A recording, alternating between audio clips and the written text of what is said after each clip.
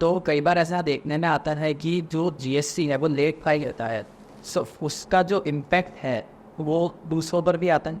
हाँ, मेरे हिसाब से आप कहना चाह रहे हैं कि जैसे कोई सप्लाई अगर जीएसटी में हुई है तो उस सप्लाई के ऊपर जीएसटी भी आगे लगेगा। सप्लायर वो रेसिपिएंट से कलेक्ट करेगा, आगे पे करेगा, और रेसिपिएंट उस जीएसटी पेड की क्रेडिट ले लेता है। अब जो क्रेडिट लेता है रेसिपिएंट, उस पर्टिकुलर के लिए सेक्शन 16(4) एक जीएसटी में है जिसके लिए टाइम लिमिट दी गई है कि रेसिपिएंट आईटीसी कितने ड्यूरेशन में, कितने टाइम पीरियड में ले सकता है।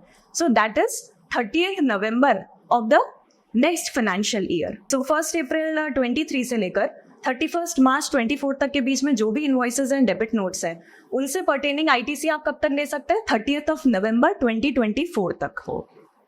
तो इसमें अब दो चीज़ें आती है, एक तो रिटर्न भरने वाली बात।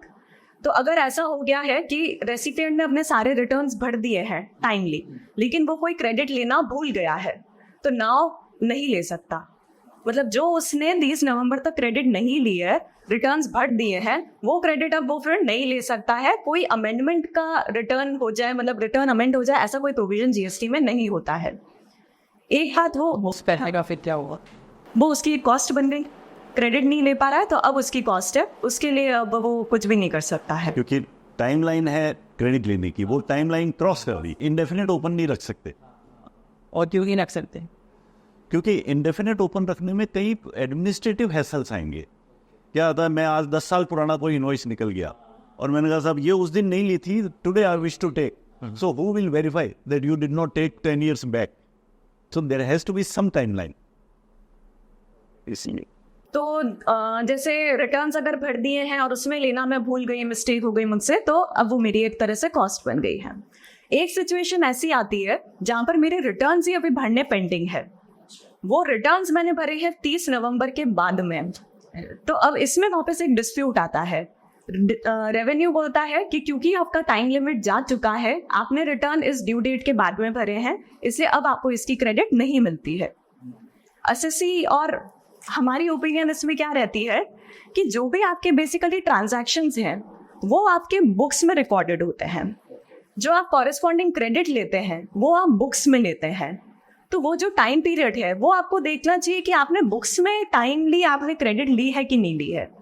जो मैं रिटर्न भर रही हूँ वो मेरे एक तरह से बुक्स के ट्रांजैक्शन की एक सिर्फ समरी है, एक प्रेजेंटेशन है, जो हो सकता है ड्यू डेट के बाद में भी जाए, लेकिन क्रेडिट की एलिजिबिलिटी मेरी बुक्स से देखी जाए। तो ये थोड़ा सा डिस्प्यूट है जिसमें कि अभी काफ़ी लिटिगेशन चल भी रहा है। इसमें एक पुराना मद्रास सेस्टेट का एक जजमेंट भी है, वहाँ उन्होंने फेवरेबल ऑर्डर दिया है। ओरिजिन लर्निंग सॉल्यूशंस एक पार्टी है, उसके केस में है। वहाँ उन्होंने यही बोला है कि presentation and return is only a procedural aspect, जो कि अगर डिलेड भी है तो उसको कंटिन्यू कर देना चाहिए। बुक्स में क्रेडिट आपको टाइमली ले लेनी चाहिए। अब इसमें लेट रिटर्न भरा है, उसकी पेनल्टी सेपरेटली स्पेसिफाइड है। तो जो पर्पस है लेट क्रेडिट का वो है कि आप सर्टेन खुला नहीं रख सकते हो, कभी भी नहीं ले सकते हो। लेकिन ये तो वो सिचुएशन है जहाँ मैंने ले ली थी मार्च तक, लेकिन रिटर्न लेट भरा है। सो दोनों सिचुएशन में डिस्टिंक्शन होना चाहिए। अब इसमें जो क्या है कि भाई लेट जो रिटर्न फाइल क्यों करेगा आज, भाई फाइनेंशियल क्रंच होगा, otherwise why would I delay my return filing. तब होता क्या है कि GSTR 3B जो मेरा फॉर्म है जिसके अंदर मेरे को टैक्स का पेमेंट भी करना होता है, जब तक मैं उसमें टैक्स का पेमेंट नहीं करूँगा वो रिटर्न फाइल ही नहीं हो सकता। So that is a restriction on the GST portal. हालांकि लॉ के अंदर ऐसा कोई रेस्ट्रिक्शन नहीं है, एक ड्यू डेट मेंशन्ड है कि आपको रिटर्न फाइलिंग की ड्यू डेट तक टैक्स का पेमेंट करना है। तब होगा क्या, मैं रिटर्न फाइल नहीं कर पाऊँगा। अगर रिटर्न नहीं फाइल कर पाऊँगा तो मैं उसकी ITC उस महीने में मैं उसको ले ही नहीं पा रहा। नाउ रेवेन्यू सेइंग कि आप जब मेरे पास फाइनेंशियल फंड्स आएंगे तब मैं उसका रिटर्न फाइल करूँगा, कैश का पेमेंट करूँगा। अब वो रेवेन्यू के हिसाब से वो आपने रिटर्न डिलेड हो गया। सो ये एक डिस्प्यूट आ रहा है उसमें डिपार्टमेंट की तरफ से। और जैसा अभी रश्मि ने बताया तो उसमें हाई कोर्ट के कुछ जजमेंट्स भी आए हैं। मोस्टली वो कॉन्स्टिट्यूशनल चैलेंज पे आए थे कि भाई 16(4) जो सेक्शन है क्या वो कॉन्स्टिट्यूशनली वैलिड है, क्या जो उसकी कंडीशन है वो it is only procedural condition या वो सब्सटेंशियल कंडीशन है, आपको फॉलो ही करनी पड़ती। तो अभी तक की जो सीरीज ऑफ जजमेंट्स है उसमें उन्होंने डिपार्टमेंट के फेवर में फैसला दिया है कि पहली चीज़ वो कॉन्स्टिट्यूशनली वैलिड है, it is a substantial condition which has to be followed. क्योंकि अभी ये जो सुप्रीम कोर्ट के जो प्रिंसिपल ऑफ लॉ सेट हो गया इनपुट टैक्स क्रेडिट के केस में कि ITC is just a benefit और a concession given by the GST law, it is not a right. तो वो कुछ ना कुछ कंडीशंस पुट कर सकते हैं, आपको उसको फॉलो स्ट्रिक्टली करना पड़ेगा।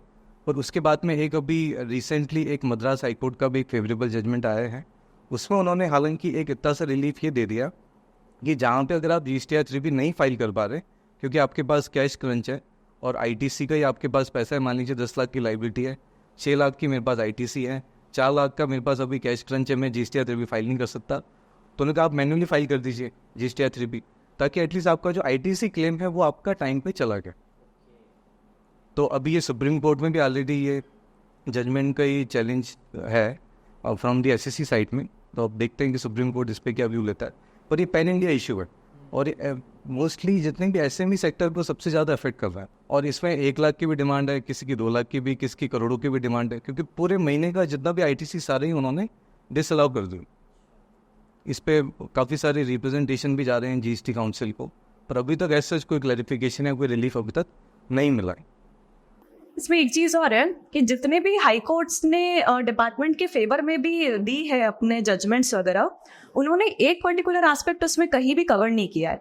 16(4) को तो कॉन्स्टिट्यूशनली वैलिड बताया है, लेकिन ये जो बुक्स वर्सेस रिटर्न वाला जो पॉइंट है, ये पॉइंट कहीं भी समराइज या डिस्कस हाई कोर्ट्स वाला उधर नहीं हुआ कि अगर बुक्स में आपने टाइम पे ले लिए तो वो मिलनी चाहिए या नहीं मिलनी चाहिए। जब कोर्ट जजमेंट्स ने इस एस्पेक्ट को कहीं भी कवर नहीं किया है, तो हो सकता है इस पे कभी डिस्कशन हो तो उस ITC को भी कभी वैलिड बताया जाए। और जैसे आपने बताया कि डिस्कशन नहीं हुआ है, तो पॉइंट्स तो रेज हुआ है जैसा कि बात हुई अभी, तो बट डिस्कशन क्यों नहीं हो रहा है ये इस चीज़ को देख खुद मतलब मेरा नहीं, इसमें बेसिकली अगर उन सब जजमेंट्स को देखें तो क्या है, अलग अलग लॉयर्स अपने अपने हिसाब से प्लीड करते हैं, तो ज़्यादातर प्लीडिंग कॉन्स्टिट्यूशनल वैलिडिटी के एंगल से हुई कि ये प्रोविज़न ही गलत है, ये नहीं भी कि इस प्रोविज़न का सही मीनिंग दो। जैसा अभी हमने बताया सफारी रिट्रीट में उन्होंने कहा प्रोविज़न तो सही है, उसका मीनिंग ऐसा निकालना चाहिए, एकदम हार्मोनियस इंटरप्रिटेशन। तो ये एंगल नहीं है कि it is merely late filing of return, तो ये आर्ग्यू भी नहीं हुआ, तो नेचुरली उसमें व्यू भी नहीं आया।